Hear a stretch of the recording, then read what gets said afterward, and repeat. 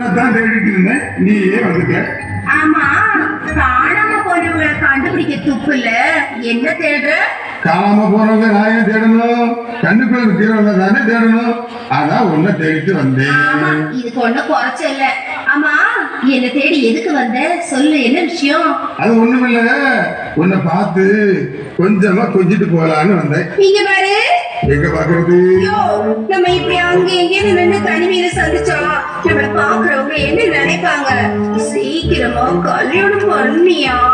இங்க பாரு, சும்மா சும்மா கல்யாணம் பண்ணு என்ன தொந்தரவு செய்யக்கூடாது.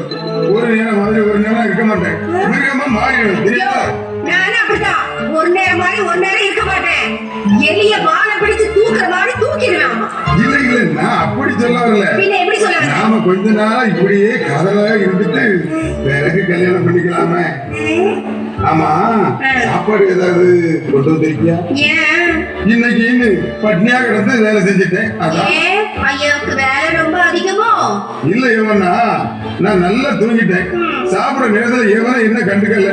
அதான் கண்ணு மொழிலாம் உள்ள போயிருக்கா.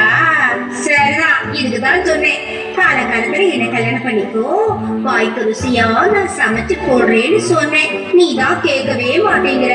உன்னை கண்ணின் மணி போல கத்துக்கிடுவேன். உண்மைதான் யோகண்ணா.